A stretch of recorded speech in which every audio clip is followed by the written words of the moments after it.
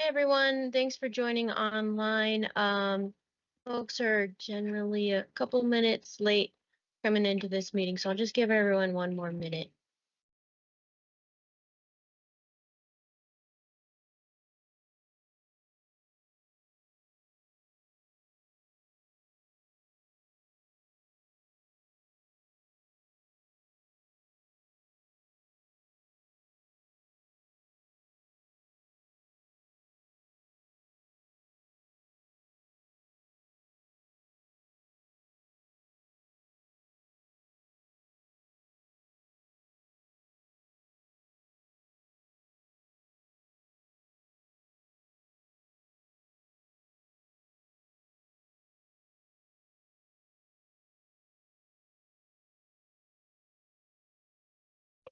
All right, I anticipate others are gonna continue to stroll in, so we can go ahead and get started. We do have a good amount of material on the agenda, so we'll just go ahead with introductions as we always do. And my name's Angie Martell, Environmental Planner at PPACG. I'll go ahead and introduce myself, Jared Werner, Public Policy and Communications at PPACG. And then we can go online. So Amber. Hi everybody, Amber Mitchell with CDPHE's Air Pollution Control Division. You and Brooklyn. I'm Brooklyn Weston with Shirley Stout at Fort Carson. Hey, Dina. Dina Boydock with Two Roads Environmental here, representing PPACG. Thank you. And Jordan. Afternoon, everybody. I'm Jordan Kaczynski. I'm an environmental specialist with Colorado Springs Utilities, and I expect Chris Welch to hop on here in a few minutes too. Great. Thanks, Jordan. And if anyone didn't know, Jordan is replacing Kevin. Kevin, as I hear, is still with Utilities, but Jordan is the new seat there. All right, Nicholas. Nicholas Spence, Associate Transportation Planner with El Paso County. Thank you. Ray.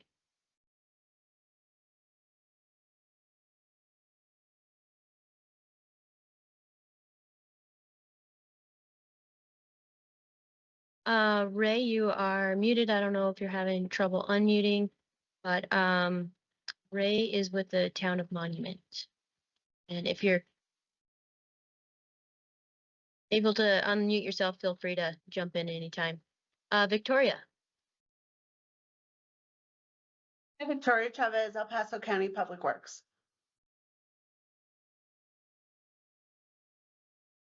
Hello, sorry, this is Ray. I'm able to unmute. My apologies. Thanks. Hi, Ray. Did I get everyone? I can't see the whole list. Looks like Chris joined in. Oh, go ahead, Chris. Hi, Chris Welch, Colorado Springs Utilities. All right. Anyone else? Looks like we got everyone now. Okay. All right, well, let's go ahead and jump in. So the first thing we have on our agenda is air quality. Oh, hang on. While we're in introductions, I wanted to mention someone who is going to be attending this meeting but isn't here. PPACG has a new air quality and outreach assistant, air quality education and outreach assistant. Her name is Azure, and she will likely be joining these meetings moving forward. She's home with a sick kid today, so she wasn't able to be here. I'm assuming that's why she's not here. So you may see more from her moving forward. So that's great news that we have her to help us out. All right, so then I will move into the agenda for Air Quality Awareness Week is the first thing. So Air Quality Awareness Week was an event we, I guess, celebrated last year, the first week of May. We'll be doing that again this year. We'll be taking a proclamation to our PPACG Board of Directors to get them hopefully to acknowledge Air Quality Awareness Week. And happy to share those materials with you if you'd like to. A few people shared that out in their own communications last year. So if you'd like that, I can send it out when it's, assuming they will sign it, I can share it with you. So with that, our Air Quality Awareness Week is in May. Our next meeting is not until after that event occurs. So wanted to get this group's take on whether there's any interest in meeting in April to plan and coordinate details of Air Quality Awareness Week. And if not, then just suggestions on that event. So anyone have thoughts on whether you'd like to meet in April to talk about Air Quality Awareness Week? Anyone can jump in.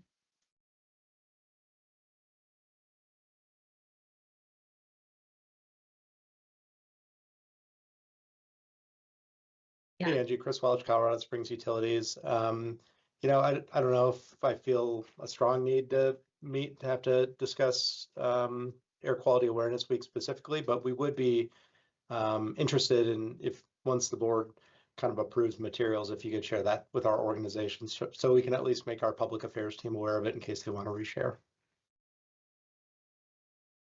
Great. Anyone else have thoughts on that? Sorry, I just have another meeting at that time already scheduled.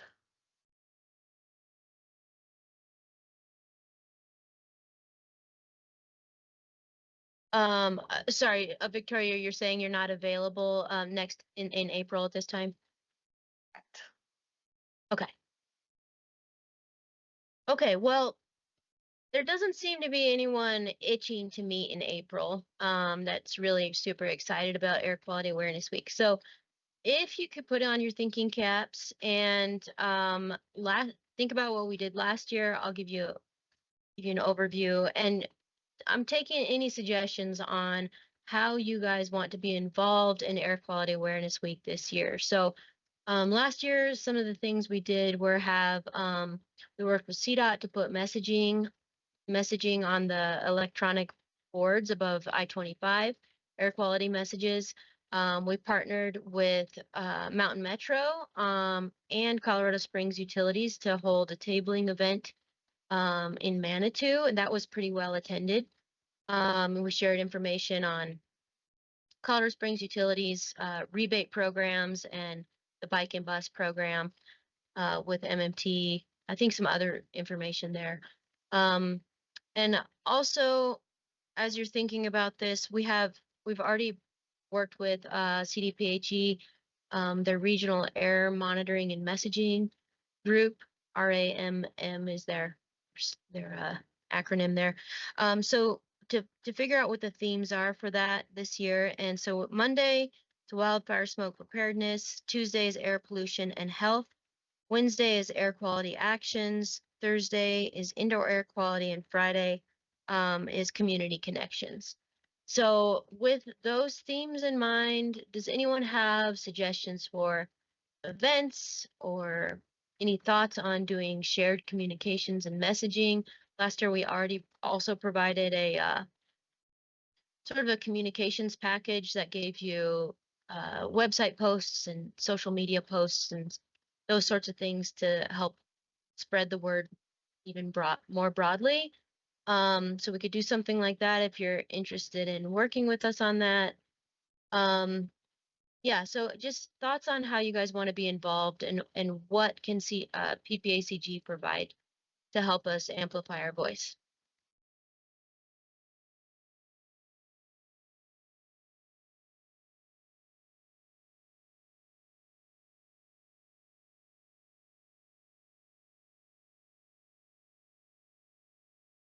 Are you guys interested in being involved?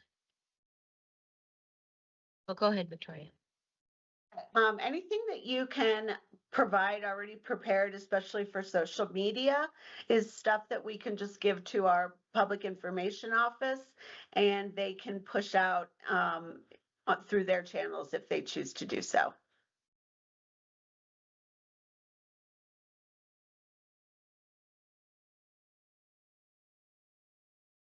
Go ahead. Brooklyn, or do you prefer Brooke? Brooklyn. Okay, go ahead. So this might be something that I might speak maybe with you offline about. I have to be careful what we do from a military perspective and like what we're allowed to participate in and and contribute to. But maybe like offline, we could talk about a couple of things. Sure. Yeah, feel free to email me. I'm not sure we have her contact. Yeah. Okay, I can send you an email for follow-up and see what you're thinking. Okay. Sounds good. Thank you. Thanks. Hey, Angie, and for Colorado Springs Utilities, if PPACG thought there was, value and the tabling event was well attended last year and you guys decide you're going to do something similar, we can definitely circle up with our internal folks and our demand side management or our public affairs department to see if there's an ability for us to support something like that again. So we're definitely willing to kind of take that back to our folks and just check for availability and bandwidth. Cool. Great. I'll reach out see if folks are interested in that again. And I guess I'll put Matthew on the spot. I'm not sure if you can speak to that. We partnered with MMT on that last year. Is there any interest in that?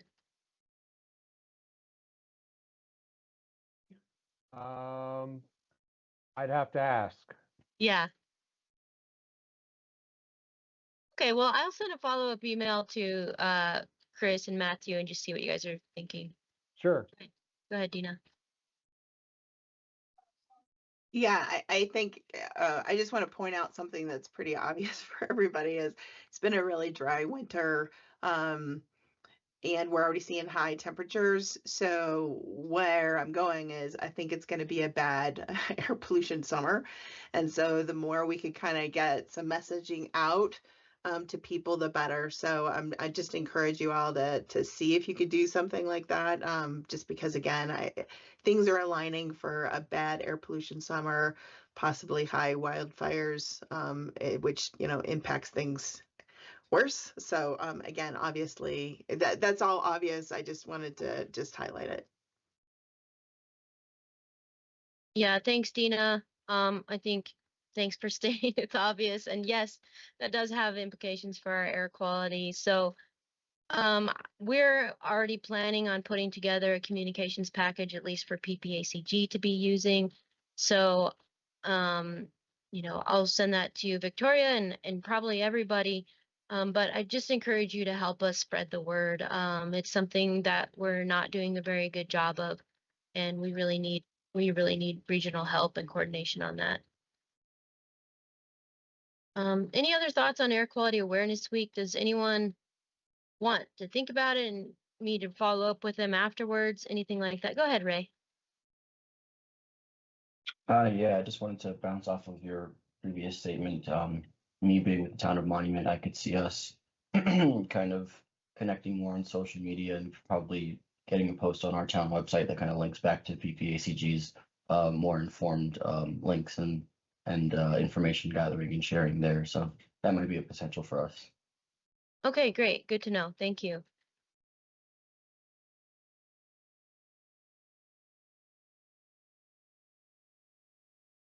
All right. Well, if anyone wants to share your thoughts or ideas or wants to partner on Air Quality Awareness Week events, we are more than happy to do that. So please reach out to me via email if you'd like to discuss further, and I'll follow up with folks I mentioned I would. Okay, I think we can move on then. Our draft scope and purpose discussion from last meeting. We had a pretty good discussion there, and I really appreciate everyone's input. We ended on, Tommy, I believe it was like slide 7 or 8. Can you go, maybe 7? We'll start there. There it was, priorities. So we ended on this talking about what are our priorities for the group. And out of that came a couple things. One of them was to look at the EPA National Emissions Inventory. And so later I have a presentation for you guys on that data. There was also a suggestion to provide comments on transportation projects to PPACG in some capacity. So I just want to let you guys know I have followed up on that with other staff at PPACG, and we'll be lining up a presentation to talk more about how that process could look in the future. So more discussion there, but we're prepared for that this meeting. I'll also say that most of the folks here have representatives on our Transportation Advisory Committee. We just call it the TAC. And so that's also a good avenue to I guess put in a plug for air quality. As members of the TAC, it's at that point in time when you should be speaking up about your concerns there in whatever capacity. So we'll talk more about that after we have that presentation. And then also it was brought up about how land use affects air quality. So we'll also be looking to line up presentation or conversations with this group and either El Paso County or the city planning department, City of Colorado Springs Planning Department. So more to come on those things, just letting you know that I did hear those suggestions and we'll take some action to move forward on them. So for the rest of the remainder of these slides, which are just a bunch of questions for you to get thinking about how you envision the scope and purpose of this group. The plan here is high-level questions for you to think about how you want to engage. So after this meeting, so go up one real quick. Yeah, the rest of these slides, just high-level questions, and then after this meeting, I will send out our current draft scope and purpose, as well as this slide deck. And if you have a few minutes, review what these sort of high-level questions are and think about how you want to engage with this group, what you think the scope should be, what you think the purpose of this group should be, and then we'll come back in May and hopefully have a more informed or well thought out discussion on how you see sort of finalizing that draft scope and purpose. So this question, and you're free to share your thoughts now too, but big picture, think of the slide. All right, so this one came kind of out of the survey. So some of you mentioned that someone else needs to be here from my organization to take care of that item. So if that's the case, who else from your organization needs to be part of this? Do we need to let me know who I need to engage with? So keep that in mind as we move forward. If it's not you, let me know who it is and try to help make those connections. So again, I'll send this out after the meeting. If you can give it some thought and take a look at that draft scope and purpose, that would be useful for our next meeting. Any thoughts on our last conversation or where we stand right now?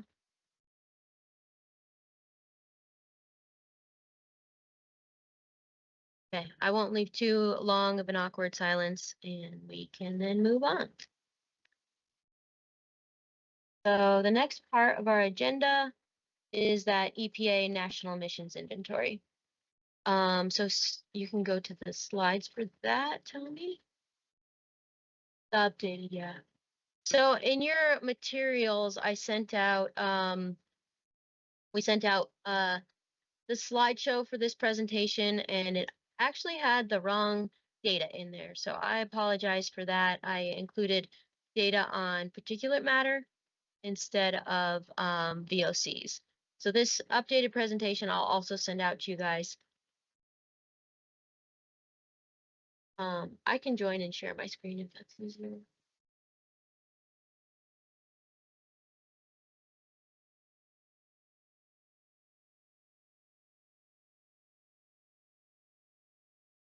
Tommy's queuing it up. Just one moment.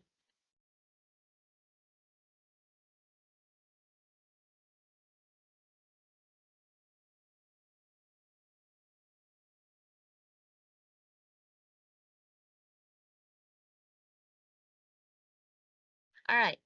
So this was, as I mentioned, a suggestion that came out of our last meeting. You guys wanted to explore what this data looked like.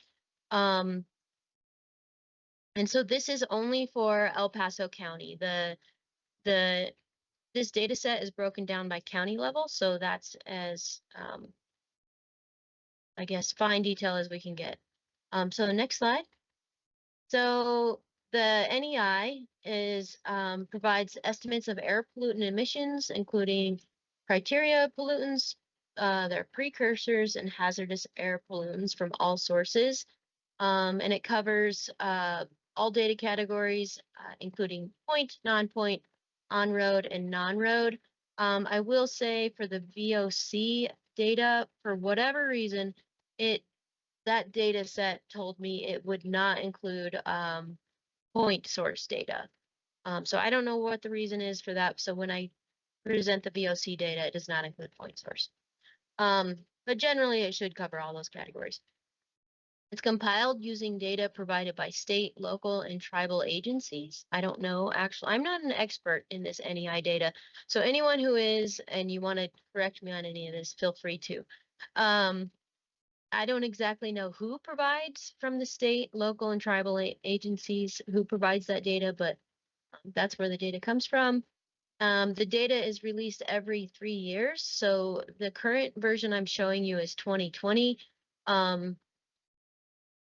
And so the next one is due to be released actually March of this year, but as of this presentation, that data still was not out. So the most current I have is 2020. All right, next slide.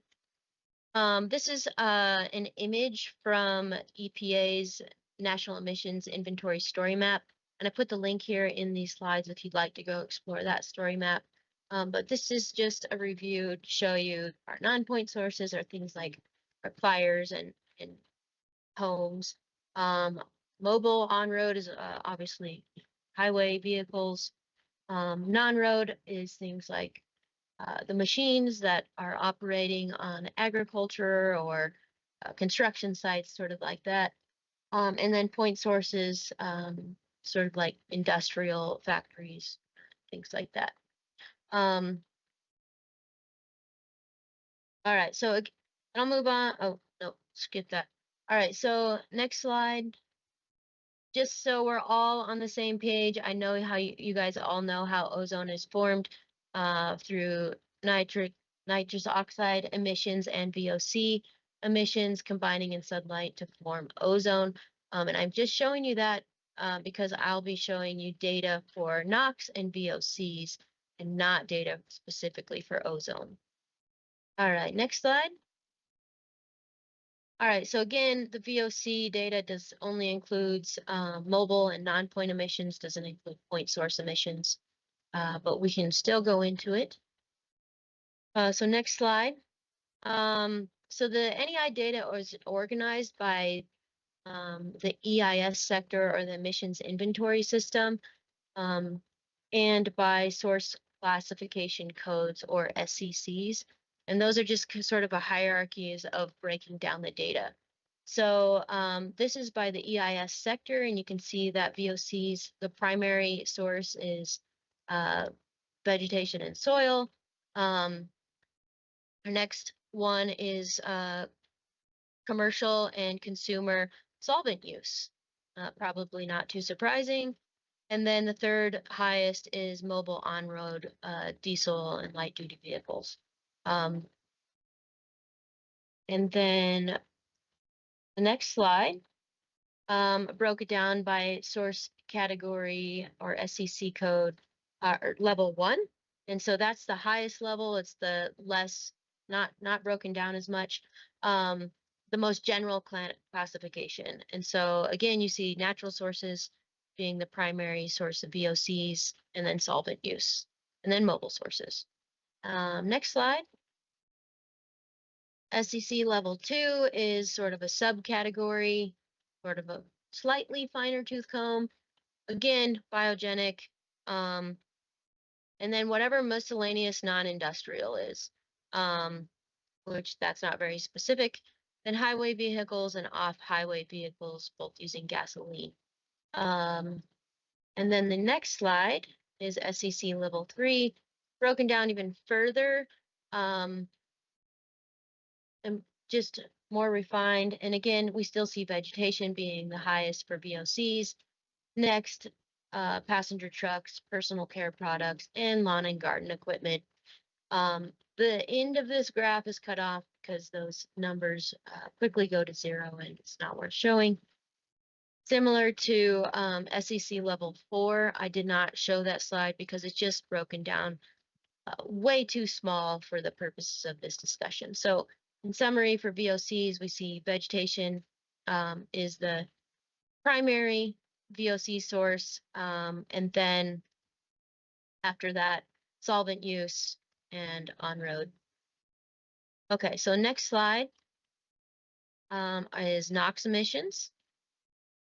And this one by the source category, next slide, is on-road is our highest category of NOx emissions, followed by non-point and then non-road. We'll break it down a little further in the next slide. This is the EIS sector. So you can see there our on-road non-diesel light-duty vehicles, and next is our on-road diesel heavy-duty vehicles, and then natural gas follows up that, and so on. Next slide is those SEC levels. Apparently I didn't have SEC level 1 in here. I think it looked very similar to the EIS sector. Sorry about that. So the SEC level 2, we can see it breaks down to diesel highway vehicles and then gas highway vehicles. Next is residential and then off-highway vehicle diesel, and so on. And then next slide, SEC level 3, again, those passenger trucks, so still the on-road, natural gas, I'm assuming that's household natural gas, but it wasn't actually specified.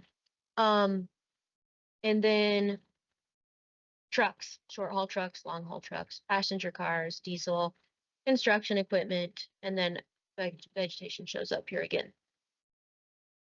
So that's the NOx, nitrogen oxide, sorry about that.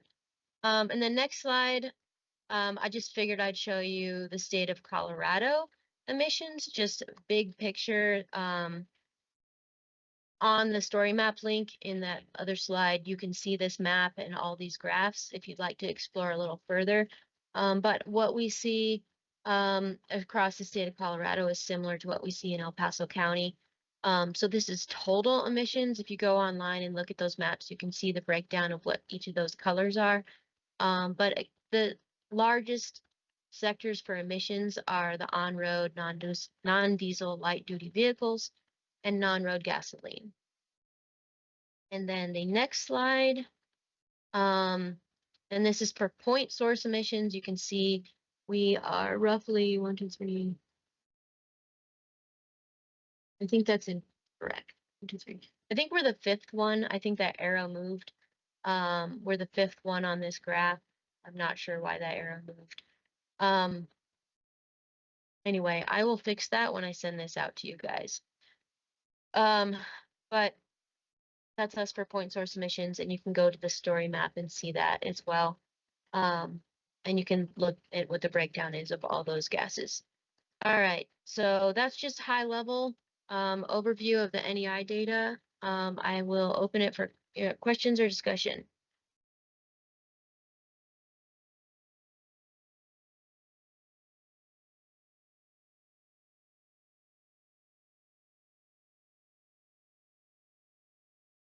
Okay, well, you guys wanted to see that data to try to understand what your priorities are on this committee, and Dina, I'll let you go ahead.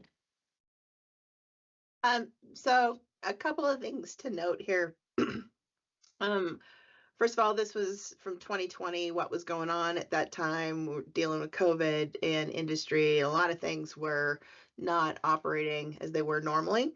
So I think the 2023 NEI that's set to come out here in May now is going to be something to look a little bit more closely at, what might be a little bit more representative. But we'll see, and we'll see if EPA actually comes out with that in May, but we're hoping for that.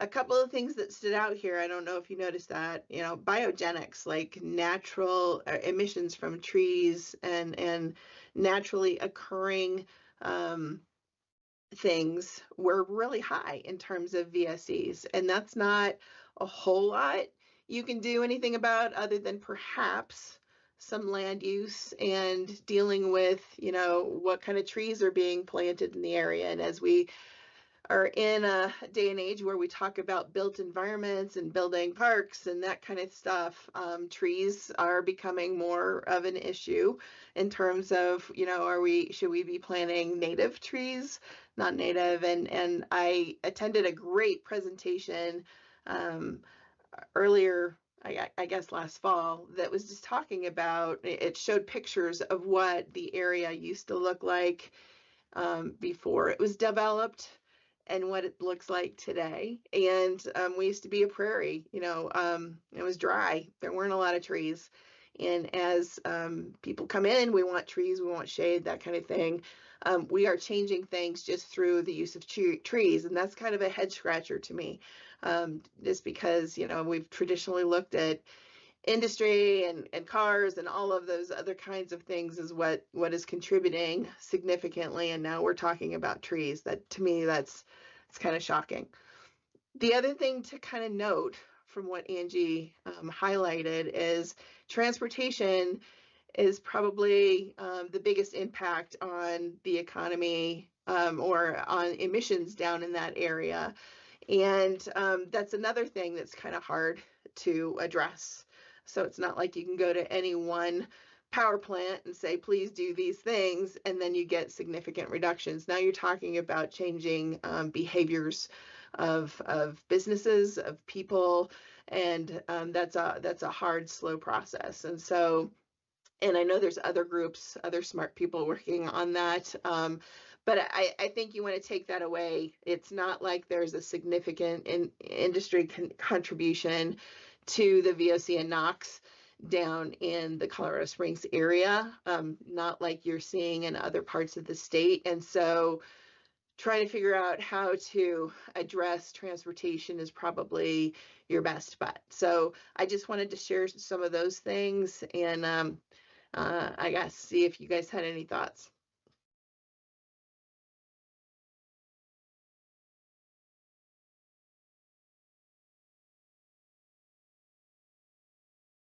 So, Angie, it's Victoria. I guess my only thought in sort of, it's not in response, but adding on to what Dina said, while trees and land use are a big issue in Colorado Springs, I think a lot of that is the fact that El Paso County is still a very agricultural area. And if you go outside of the city limits, it is still a lot of prairie and a lot of farms, a lot of ranches. So I think those biogenic sources don't surprise me at all. But again, you're right. There's not much we can do about them. Most of the grasses, east of the Banning Lewis area are still native grasses, and there aren't a lot of trees if you drive around. Yeah, there's, a few homes that have planted a couple trees, but for the most part, it's still prairie grasses and, cows that are eating those prairie grasses all the time. And we have a lot of sod farms, sorghum and soybeans are all big crops. So yeah, it's a tough one to address. I mean, obviously you could tell ranchers not to ranch, but the grasses are still going to be there anyway. So just another point. Thanks.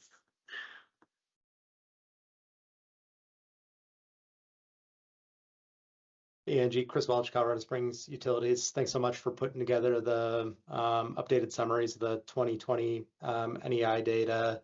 And thanks, Dina, for the kind of color commentary from your background at the state on some of the, how we would interpret that kind of for our region, sort of major contributors. I think, having been on this committee for a number of years now, I know we had looked at prior NEI sort of data sets. And even then, we kind of saw this trend transpiring, I think, in our region over time, where maybe if you look back into the distant historical past, some of the point sources could have been a higher contributor to kind of the proportion of emissions within our region, such as from even power plants at Colorado Springs Utilities. But as we've implemented additional controls on those plants over time, as we've entered into this energy transition where we're shifting more energy to renewable sources with no emissions, or natural gas sources with lower emissions than coal-fired generation. I think this sort of 2020 data kind of falls in line with that sort of trajectory we'd already been seeing in prior data sets, where more and more over time we're seeing a higher proportion of emissions in our region be coming from mobile sources or natural sources compared to point sources, which is a good thing that our point source emissions have been, are being reduced over time, and we've got better control over those. And so I think I'll be, pretty interested to see how the 2023 data set kind of falls in line with that. I think we would expect to see our emissions further decrease, say, from Colorado Springs utility sources between 2020 and 2023. In that intervening period, we shut down our Drake power plant and started up some natural gas generators on that location. And we implemented more renewable projects over that time frame too. So I'm suspecting that it would kind of be on that sort of glide path or that similar sort of trajectory, but we'll be kind of curious what that kind of looks like. And I'm wondering if in the future, I think the column charts kind of give good perspective on how things fall off really rapidly. But if another way of maybe kind of displaying the data could be pie charts to really, show the relative proportion of the kind of major categories of emissions within our region as well, and kind of a, simple infographic. So that's my quick thoughts on it. Sorry, a bit rambling, but thanks for the presentation and putting the effort into that. We appreciate it. Great comments, everyone. I won't keep opening it up for other commentary, but I just want to say thanks, Chris. I like the pie chart suggestion. Anyone else have thoughts or comments or discussion?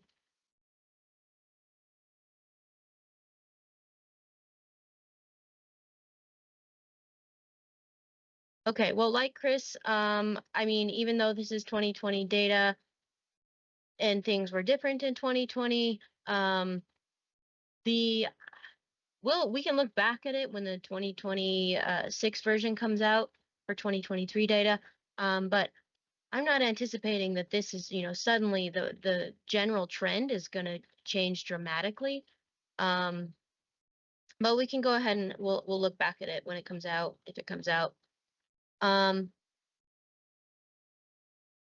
Okay, I don't see any other hands up, but we'll continue to keep our eyes on this, and I will share out these slides after the meeting.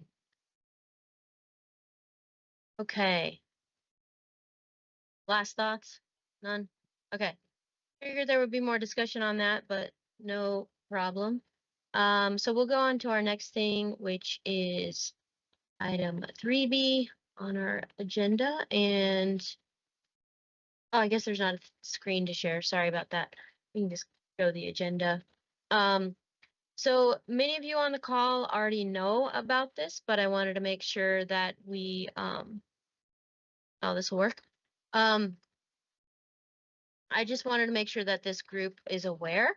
So PPACG is working on preparing and submitting a grant to CDOT's Office of Innovative Mobility for their TMO seed funding grant. As you just saw in the previous presentation, transportation is one of our primary sources of emissions. So we are trying to address that through this grant. So a TMO is a transportation management organization, and they are tasked with implementing what's called transportation demand management strategies, or TDM strategies, aimed at getting people or encouraging people to change their behavior when it comes to transportation. So reducing single occupancy use and making those other modes of transportation more attractive through incentives and gamification, things like that. So there'd be things like riding your bike to work or walking when you can, transit, what is it called? Vanpool.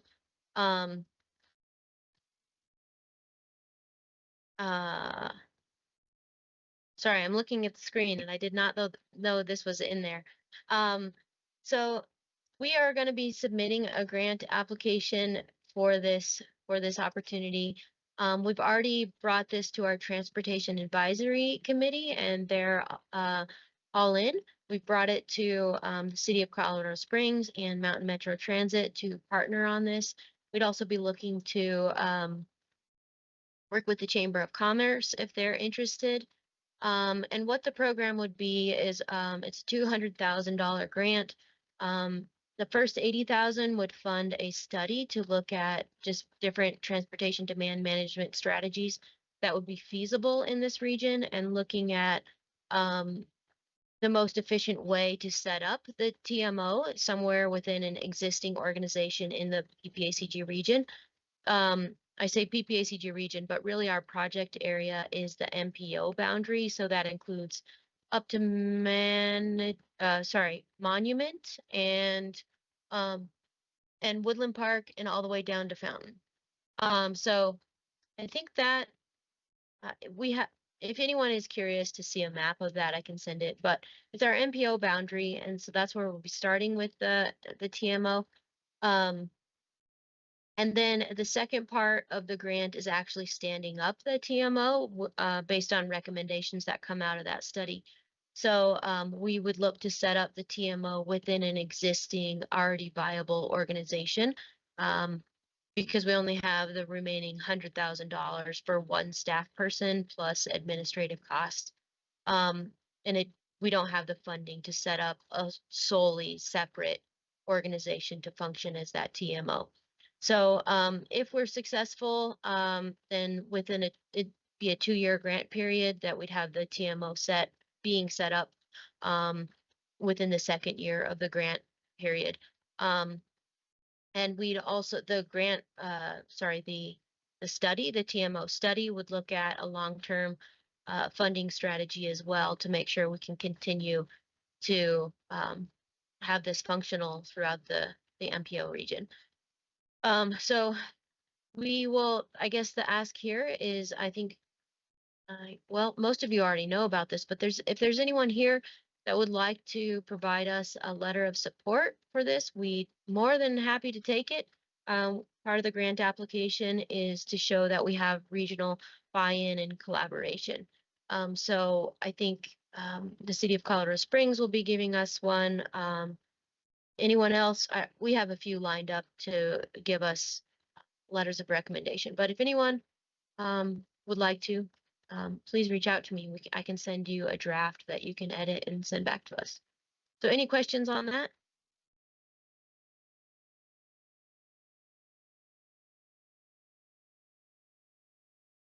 I guess I explained it really well.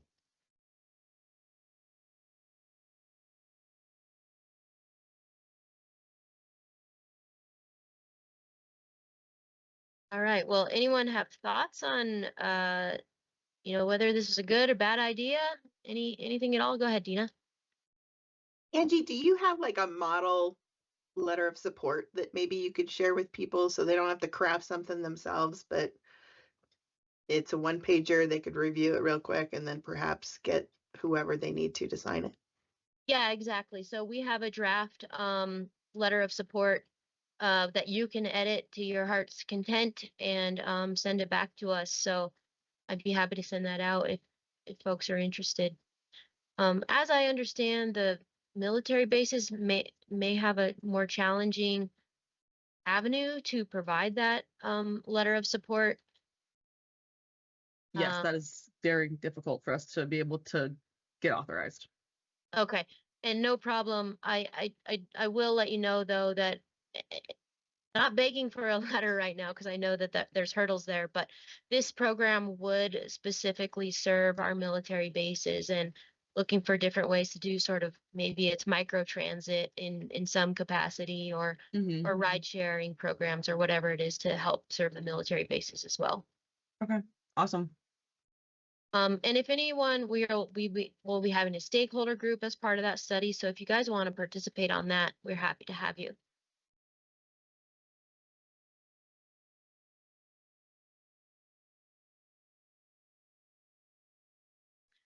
Would folks like me to send out that draft letter of support, or do you want to reach out to me?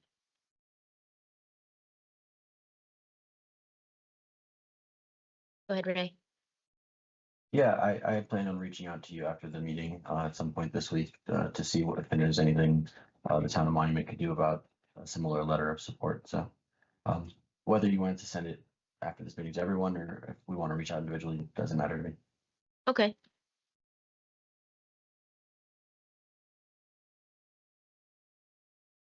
All right, well, that's happening. If you have any follow-up questions or thoughts, you know how to reach me.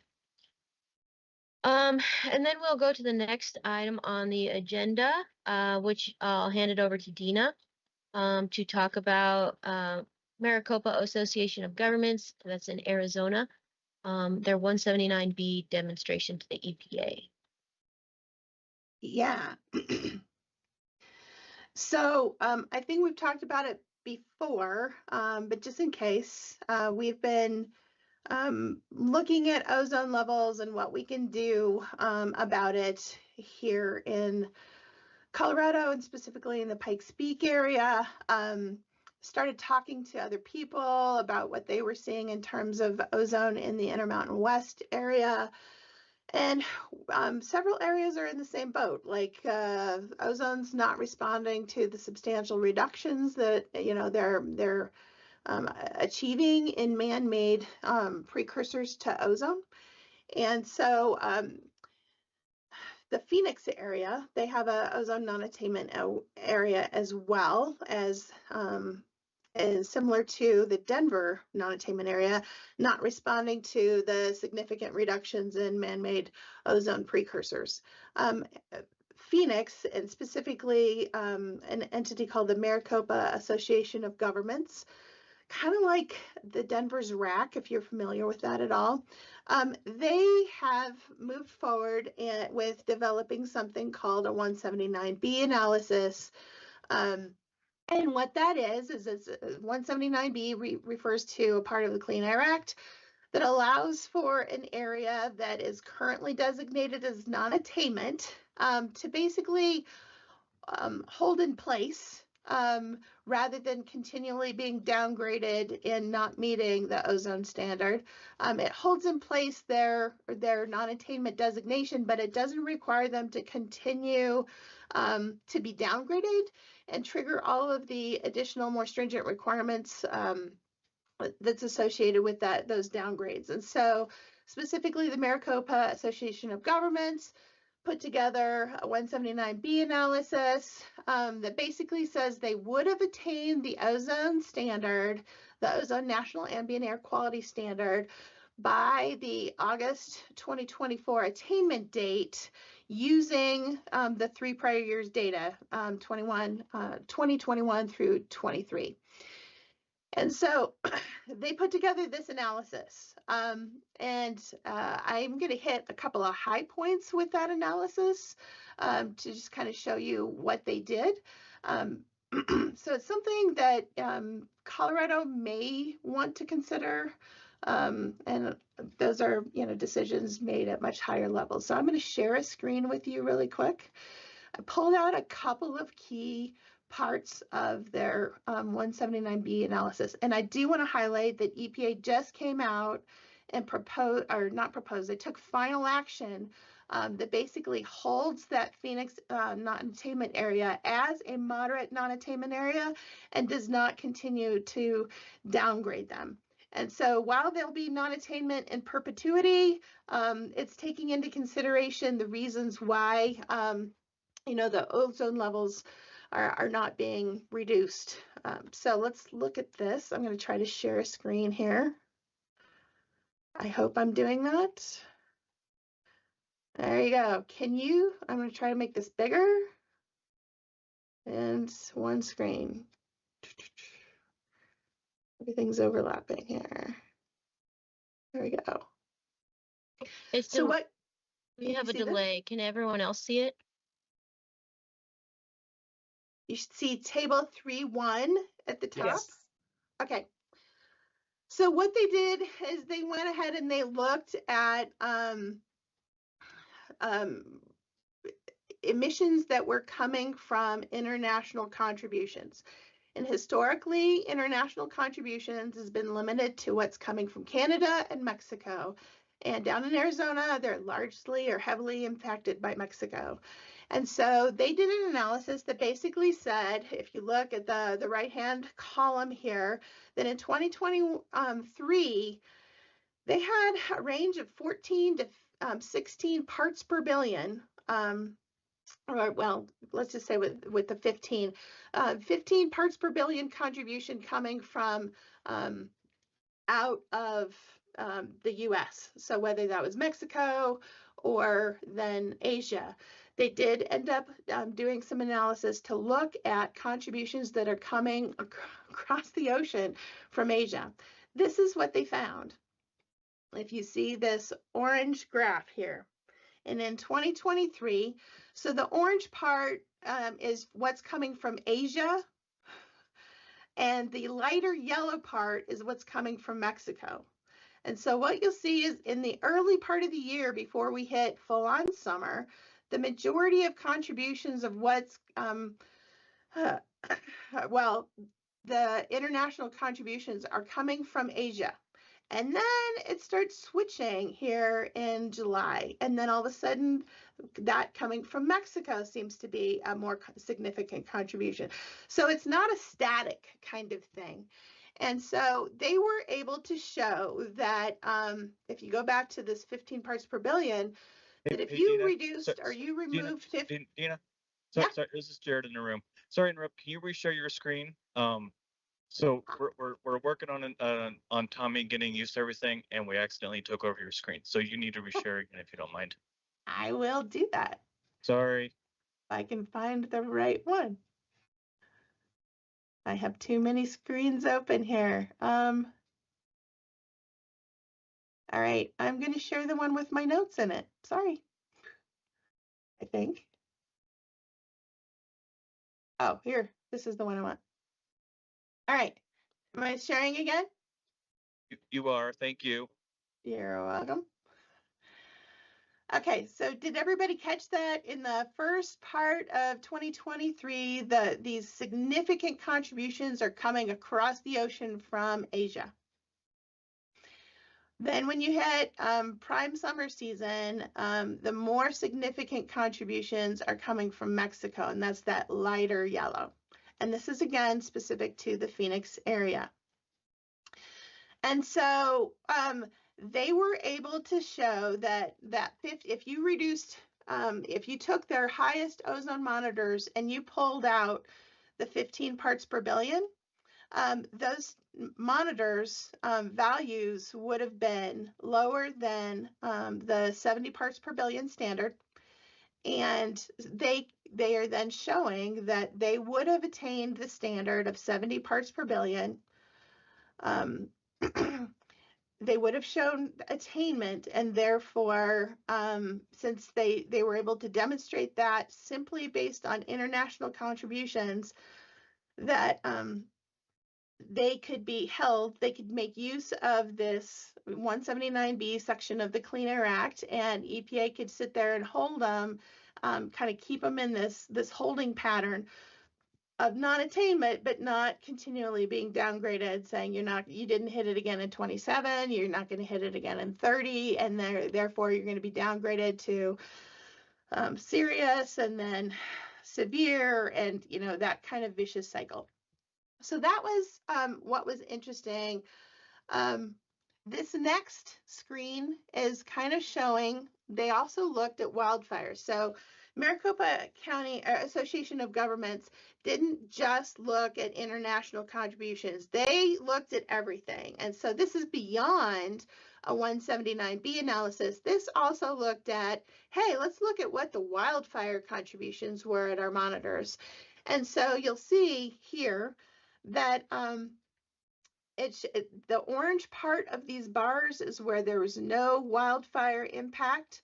The gray bar is where there were wildfire impacts that contributed to elevated ozone levels. And then this dotted line is where the standard was of 70 parts per billion. So you'll see in a number of cases they were right at the standard if you remove these gray bars. And so they did a very robust analysis on wildfire impacts as well, saying, hey, not just international contributions helped us get there, but also impacts from wildfires.